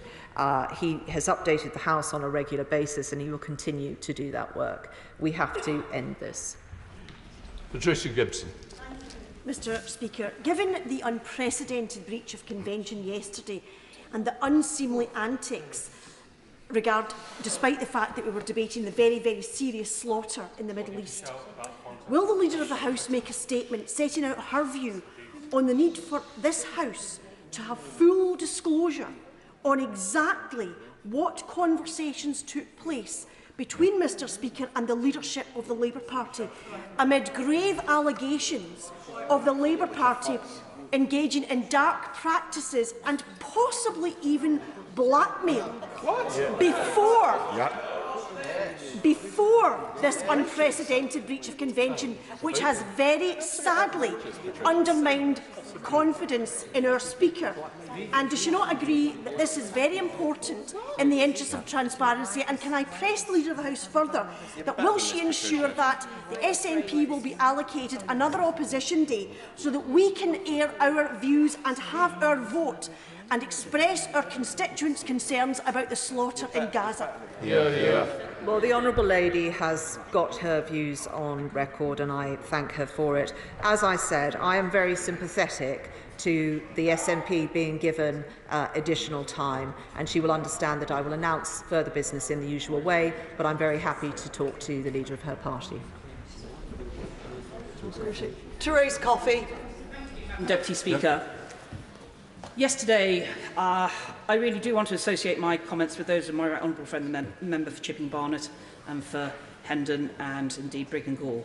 People are intimidated every day on the streets of this country. And yesterday it felt, hearing the heartfelt of what the Speaker said, he is worried about the intimidation of people in this place. And we are reminded by the plaques of the people who've been murdered off the estate and on the estate. And we walk into this chamber, indeed, with the shadow of World War II, where this place was bombed by people who wanted to stop this country and to stop Parliament happening, and that's still there to remind us. In fact, the only place where we went through the lobbies yesterday was actually on my 10-minute rule bill, and it still surprises me that the Labour Party encouraged people to vote down things that would help community transport and disability transport operators. Still find that astonishing. However, coming back to formal business, in terms of the, there was a paper laid yesterday, Secretary of State for Energy and Security and Net Zero, called the Draft Strategy and Policy Statement for Energy Policy in Great Britain. It's supposed to be subject to affirmative resolution. My right honourable friend, the Leader, will know that I was concerned that we weren't able to debate the national policy statements. I would be grateful, though, if she could find time for debate on this, given that it is subject to an affirmative resolution. Well, with regard to the Honourable Lady's latter point, I will certainly raise that with the relevant department and make sure that they have heard what she has said today. With regard to her former point, it is absolutely right. We do all we can to protect members of Parliament. It is absolutely right that we hold to account those who seek to intimidate or threaten individuals and elected members of Parliament, but also those holding local government office as well, and that they face the full force of the law. But we cannot adapt our processes and procedures in this place to not have difficult debates. We have to be able to debate difficult issues. We have to stand up for our constituents and make the judgments that we think are right. And if we are adapting the procedures of this House because we are fearful of the consequences of standing up and saying what we think is right, then democracy has failed and the extremists have won. We must never do that. And as long as I am leader of the Commons and of this place, that will never happen. Ruth Jones. Thank you, Madam Deputy Speaker. The Leader of the House may be aware of Newport Wafer Fab in my constituency, which is part of the South Wales Semiconductor Cluster. It's currently awaiting a new owner, but the transition process is in limbo because the site is awaiting a decision by the Cabinet Office under the National Security Act. This process has been dragging on for months now, and I've written to the Secretary of State in the Cabinet Office twice and the Secretary of State for Wales, and I've met with a number of ministers. I've had no response to my letters. So can the Leader advise me as to what my next steps should be, as staff morale at the site is plummeting and jobs are in danger of being lost with this ongoing delay? Well, I thank the Honourable Lady for raising this, and I will certainly, if she gives me some further details, chase up that correspondence. Even if there are holding letters that are to be sent out from departments, it's important that those letters meet the deadlines that we expect in this place. She will know that the next questions to the Minister will be on the 29th of February, and she will know that it's very important that these processes are gone through thoroughly. I'd encourage it to raise for her to raise this in the next question session, but I will also make sure that we chase it up on the Honourable Lady's behalf. Martin Vickers. Thank you, Madam Deputy Speaker. There are businesses who want to establish themselves in my constituency or extend their existing premises who are being told that they will take years before they get a grid connection. Yes. In addition, there are concerns up and down the constituency about plans for pylons. It's causing great concern. Can we have a debate in government time about the role and strategy of National Grid? Well, can I thank my honourable friend for standing up for his constituents and pursuing their interests in that respect. We want people to be able to get on and create businesses and to do all that their ambitions and the calling require of them. He will know that the next question session that he can raise this in is going to be on the 27th of February. I'll encourage him to do that, but I will also make sure the Secretary of State has heard what he has said.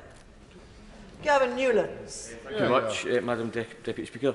Schools in my constituency are far more likely to travel to the Scottish Parliament for educational enrichment than this place. And obviously after the events of last night, where a third party's voice was silenced due to bullying and intimidation, and for no other reason, who can be surprised? But the Parliamentary Education Centre subsidises travel up to 75% of the cost, up to a value of £2,000. However, travel costs from Scotland, and don't be surprised, are significantly higher, and the vast majority of schools cancelled due to costs, including 2 from my constituency just this week. So can the Leader perhaps provide for a statement to be made on how we can fix this inequity? Thank the honourable gentleman for raising this question. He will know that I think it is the Finance Committee of the House that has recently done a review of the travel subsidy in different parts of the country, and there are some changes that are going to be made to that with regard to school visits and the opportunity for people from all parts of the UK to come to this place. Perhaps I could suggest to the honourable gentleman that he may wish to speak to the chair of the Finance Committee about that. She sits on the House of Commons Commission, and her recommendations come to us. Andy Carter. Thank you very much, Madam Deputy Speaker. Homeowners on 2 recently built housing developments, one of which has been completed at Appleton Cross in my Warrington South constituency, were promised a GP surgery. The development has been completely finished and the Section 106 money paid across, but there is no GP surgery, and this is now putting extreme pressure on the existing facilities that are provided elsewhere in Warrington South.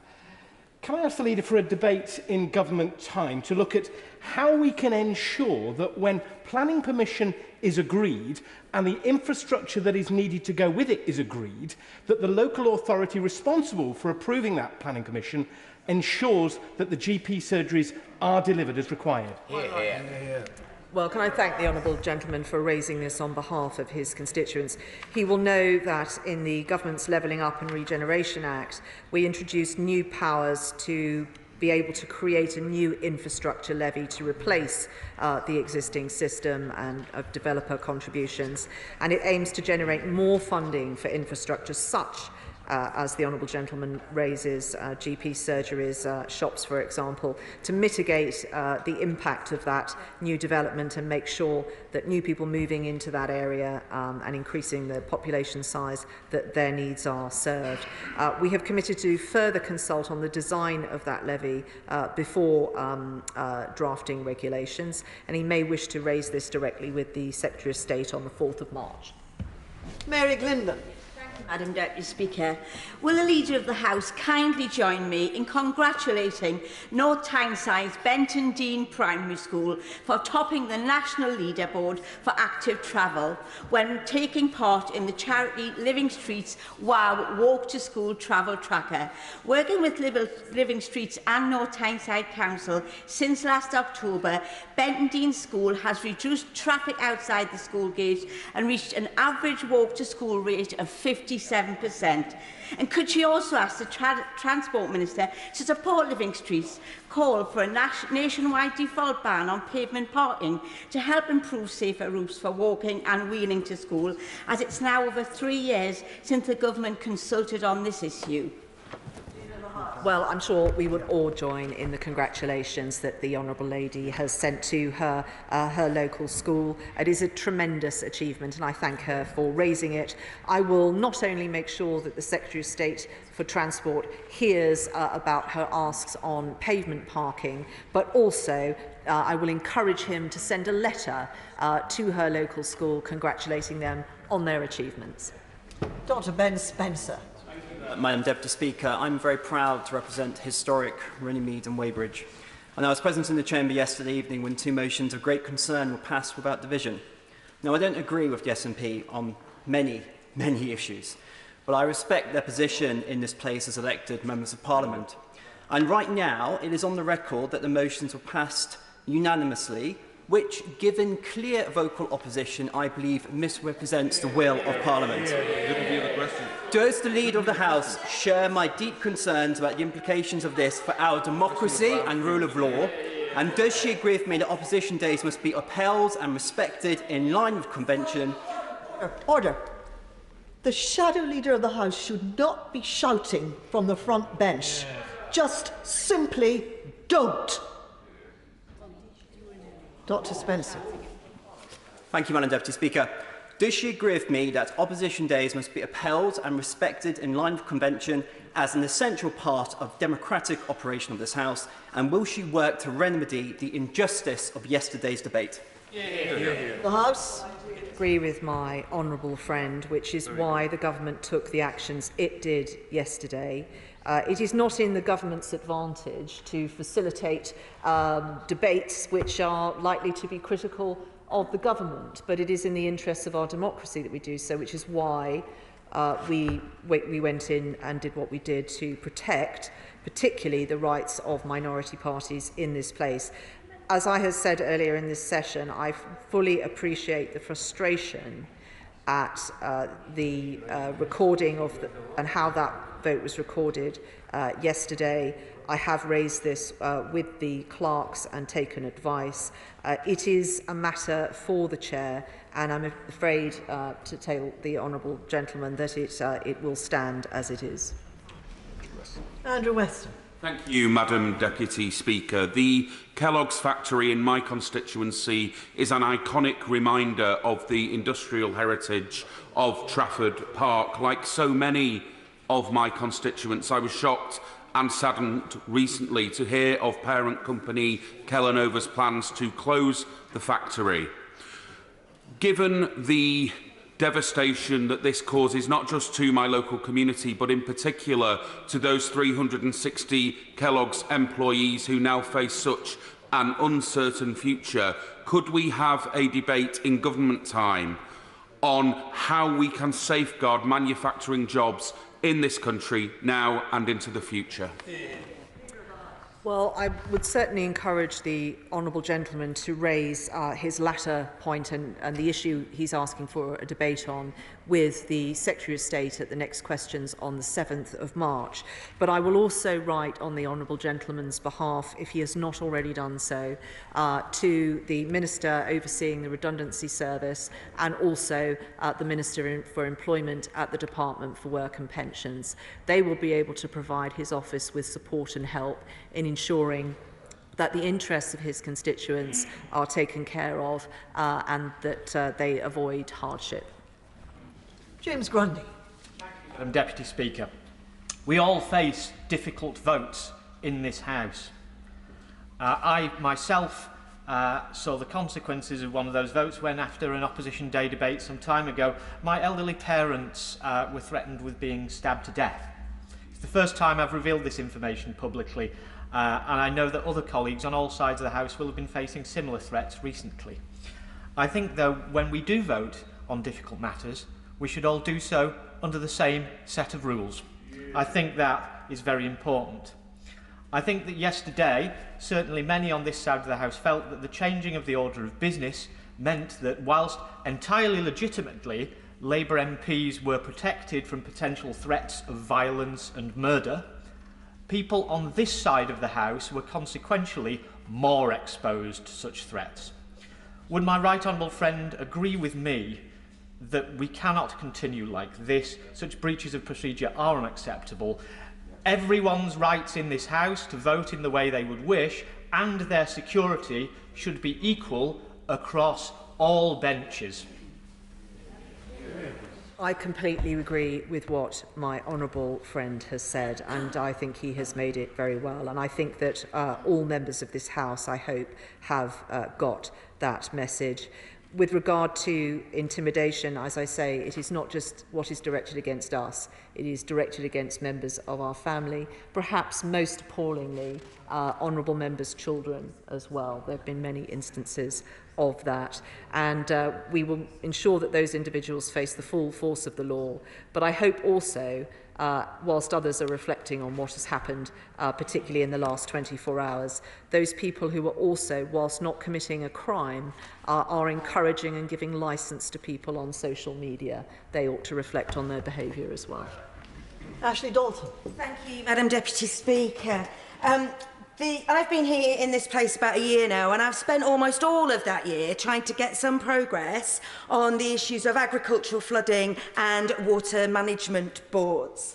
It's an issue that's of great concern to my constituents in rural West Lancashire. Now, an SI was expected on water management boards last summer. We've not seen hide nor hair of it. In answer to a written question, the Secretary of State has said that this will come after a consultation, but that's not been scheduled. Can the Leader of the House advise me how this relatively simple instrument can be expedited so that my constituents can move forward on this really pressing matter? Yeah. Well, I thank the Honourable Lady for her diligence in pursuing this matter for her constituents. She can obviously raise this matter at the next question session, but I sense her frustration, and I will write to the Secretary of State at DEFRA to ask him to update her office.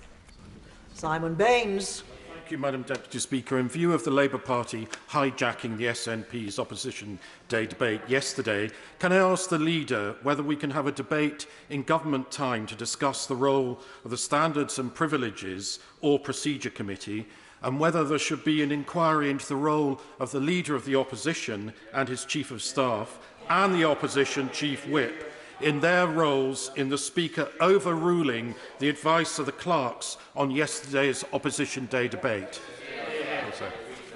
Well, I would refer the honourable gentleman to the remarks I gave in response to the honourable lady opposite. I think the Leader of the Opposition needs to reflect on what he did yesterday, as well as what everyone else will have been doing. Jim Shannon. Thank you, Madam Deputy Speaker. On Tuesday past, in a point of order to your colleague, the Deputy Speaker, the Honourable Lady for Doncaster Central, in relation to Sinn Féin shorts monies. The Honourable Lady, the Deputy Speaker, suggested that we should bring it as a question, a business question day, so I've done that, Madam Deputy Speaker, on the advice of that Honourable Lady. As the House is aware, Northern Ireland Assembly has been re-established. Previous to that, MLA salaries had been reduced for a period of at least 2 years. The clear rationale behind that, of course, is that if elected MLAs were not doing their job, they should not receive full pay. And the general public, of course, saw the sense of it and supported that decision. Since the establishment of the concept of representative monies in 2006 as a separate analogous scheme to the short money scheme, over £11 million has been paid to a small number of Sinn Féin MPs. Sinn Féin who don't attend debates, who don't scrutinise legislation for the purposes of either amending or voting for it or against it, and so monies paid from the public purse intended for that purpose are not used to that end. With that in mind, this has been raised by the Honourable Member for East London Derry, by my party leader, the Honourable Gentleman for Upper Bann, and other colleagues, including myself. Just when will Sinn Féin monies be reduced, and when will necessary steps to speak and vote continuing unacceptable abuse of representative monies in this lifetime of this Parliament actually happen? Thank you, Madam Deputy Speaker. Well, I thank the honourable gentleman for getting that on record, and I have had some correspondence with other members regarding this. He will know that this is primarily a matter for the House, and he will have helped his particular point of view by getting it on record today, and I've listened to it. Henry Smith. Thank you, Madam Deputy Speaker. Research shows that those who intentionally inflict cruelty on animals often are also guilty of offences such as child abuse, domestic violence, and involved in bullying and organised crime as well. Can we have a statement from the Home Secretary on the establishment of an animal offenders register? Can I thank my honourable friend for the question, but also all the work that he is doing on animal welfare, which he is very well known for. He can ask this of the Home Secretary directly on the 26th of February, but I think it is a very interesting suggestion that he has made, and it is, of course, a very clear indicator of further and perhaps more serious crimes to come. Anna Firth. Thank you, Madam Deputy Speaker. I'd just like to place on record, Madam Deputy Speaker, my thanks to the Speaker for returning to the House last night and for the clear explanation and heartfelt apology he made then, and for his comments today. I was in the House from about 1 o'clock. I was in the House from 1 o'clock through to the end. I spoke in the debate. I came here to represent my constituents, and I was unable to, and that was a shame on all of us. But if there was any interference in the process, that has to be looked into. Right. But Mr. Speaker came to this House, he's apologised twice, and on behalf of the people of Southend, that apology is accepted. As somebody who's come into this House very recently under very difficult circumstances, Mr. Speaker has been a great help and support and shown me and the Amos family a great deal of kindness. But the point remains, if long-standing rules and conventions were put aside because of Mr. Speaker's concern about members of this House, and if the ultimate cause of that, it's not what he said, if the ultimate cause of that is Islamic extremism, this is a very serious situation, and we have, as a House, to look into this. We have to have an inquiry as to exactly why those rules and conventions were not abided by yesterday, because those rules over many centuries have been developed not just to protect us, but to protect our democracy. And that did not happen yesterday. And I do ask and repeat all the calls for an inquiry as to exactly what went on yesterday. Was he bullied? Thank you, Madam Deputy Speaker. Well, first of all, can I thank the Honourable Lady for getting her views about the Speaker on record. She has done that very well today, and I'm sure he would appreciate it. I reiterated at the start of my response to the Honourable Lady opposite that we need to, if we are going to do better than we did yesterday, we have to focus on the reasons why things were done. This House has never kowtowed to terrorists. The members of this House will never be dissuaded in what they think is the right course of action by intimidation, bullying or threats. That is not what happened yesterday. What happened yesterday was that the procedures of this House were corrupted to advantage one party. That is what happened. To the disadvantage of members on these benches and to the disadvantage of minority parties. We have to be clear about that. We have to be clear about that. And I'll tell you why, Madam Deputy. Order. I think the honourable gentleman's trying to make a point of order for me. I don't know what he's trying to say. I'm sorry? Isn't the word corruption unparliamentary? Oh, no.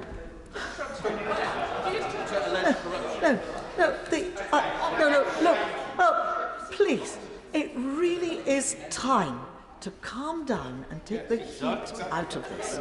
So I think, really, let us calm down. I didn't hear what the Leader of the House said. Leader of the House. I fully understand why honourable members have raised this point on intimidation, but I would just say to right honourable and honourable members to reflect on the message that sends to people outside of this chamber. This House will not be moved, and members of this House will not be moved in carrying out their duties to the people that sent us here because of intimidation and threats going on outside. That has not happened. That is not the reason why this was done yesterday, and we should ensure that we are doing everything we can to ensure that that remains the case. It is the case, it will be the case, and it must be the case. Thank you. That concludes questions to the point of order.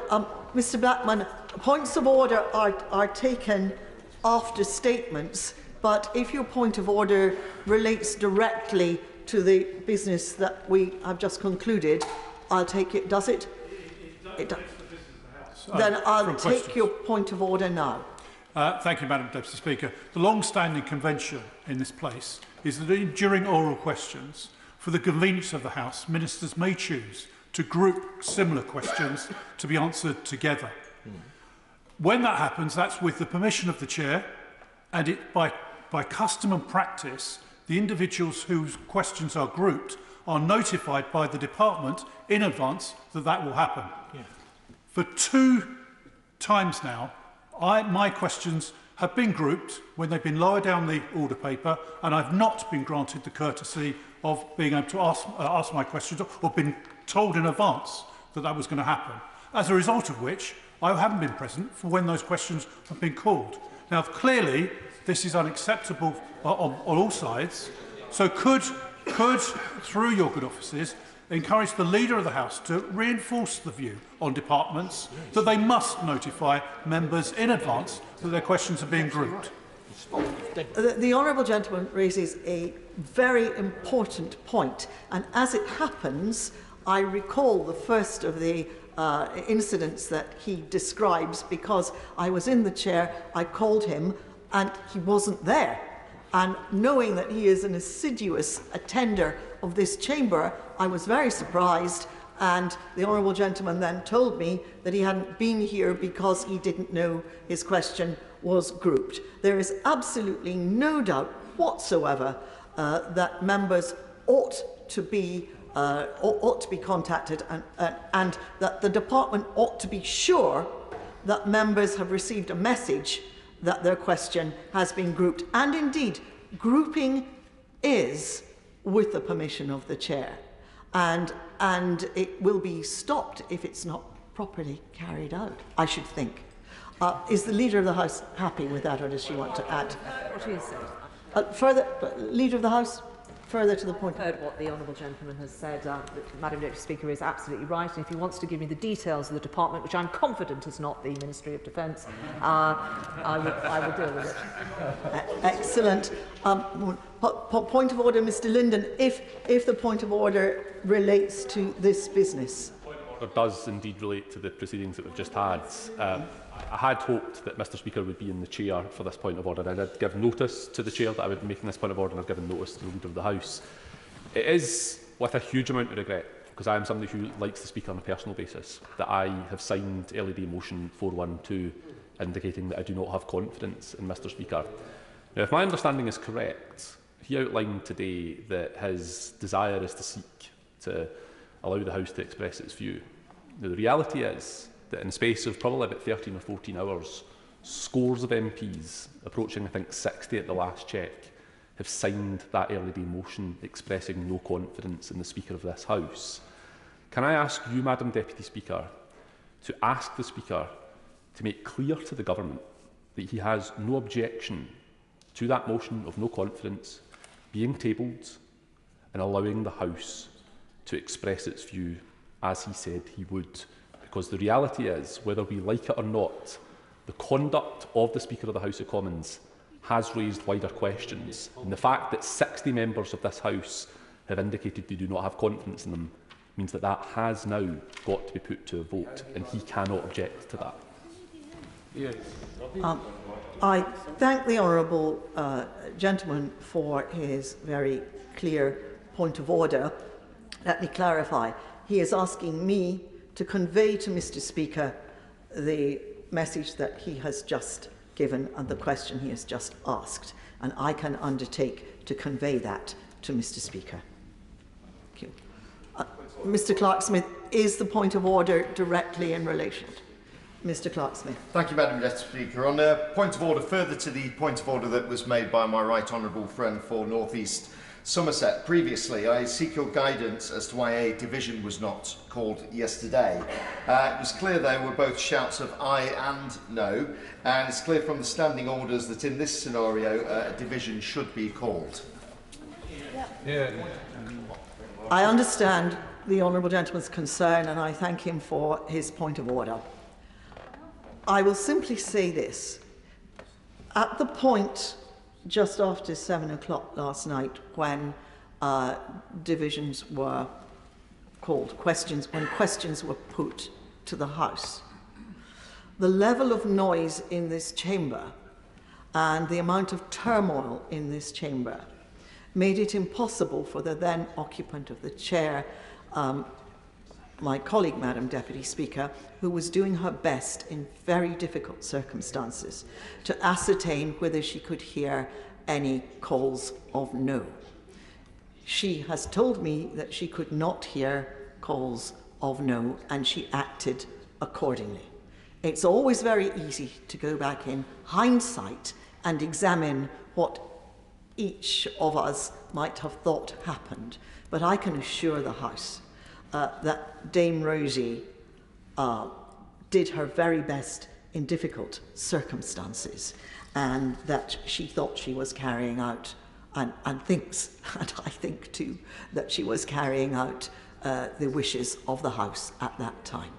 I do appreciate, as I was standing right there at that moment, I do appreciate that other people have different views on that matter, but I hope that the honourable gentleman and the House will accept my assurance that Dame Rosie did her very best in difficult circumstances. I'm very reluctant to take further points of order. Is it directly related to this business? Yes. In that case, point of order, Mr. Alan Brown. Thank you, Madam Deputy Speaker. On the point of order, I seek your guidance, and perhaps maybe as Chair of Ways and Means you might be able to give further clarity. As regards the response the Speaker gave earlier in the session there to SNP Group Leader about the sequencing of the decisions they took. Now, yesterday, the guidance he gave at the start of the debate, that he said there was a precedent for taking the main party opposition amendment to the smaller parties amendment. But in the letter from the clerks, it's quite clear there's no precedent on that. He also said it was about having the widest possible debate. But then last night, the rationale changed to security, and that's where at the session just there, Mr Speaker really honed in on security being the primary reason for the decision he made, and he intimated that lives were at risk. Now that's a very grave matter, and implicitly implies that the SNP motion as it stood was effectively putting members' lives at risk in terms of the decisions they were going to make. It implies that somehow debating the Labour amendment somehow takes away the security risk, which actually then infers an assumption in how members are going to vote. Why was the security concerns not shared with other party leaders? And what did the Security Service say? And doesn't this set a precedent that mob rule can actually change the business of the House? Well, I have to stop the honourable gentleman there. He is trying to continue the debate, and he is asking again questions that Mr Speaker has already come to the chamber and answered. Mr Speaker has dealt with those matters, and it's not for me to deal with them any further. I think there will be further opportunities to explore these matters, both in public and in private, and the leader of the honourable gentleman's party will no doubt be having discussions with Mr Speaker.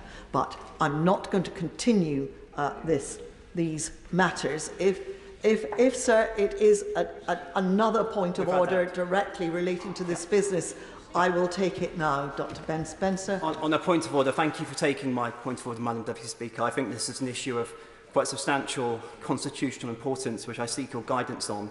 I think it's been made very clear in my question to the Leader of the House, the member of Bassett Law, several of the members, that there are concerns regarding the motions which were taken yesterday evening. In fact, the BBC is reporting that the House has approved the motions yesterday. The Labour Party is putting out adverts saying the House approved the motions yesterday, yet there is concern as to whether this was a valid vote going forward. It is critical that the public have faith in our democratic process. What mechanism is there to void the motions yesterday and have a rerun? Hear, hear. No.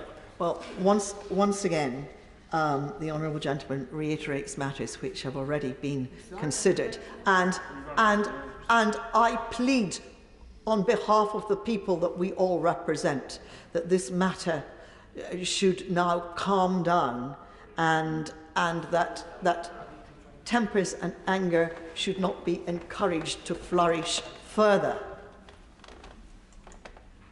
But these are matters which might have to be further explored, and Mr Speaker and the Leader of the House have both made it clear to the House this morning that there will be other opportunities to consider these matters and to fully debate them.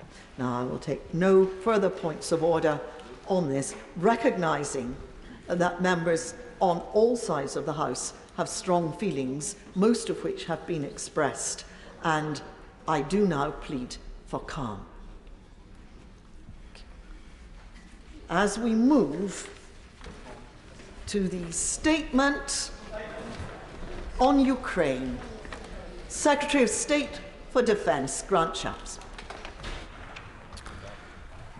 With permission, Madam Deputy Speaker, I'd like to update the House on the current conflict in Ukraine as we prepare to mark 2 years since the start of the full-scale Russian invasion. Like many in this House, I remember exactly where I was on the 24th of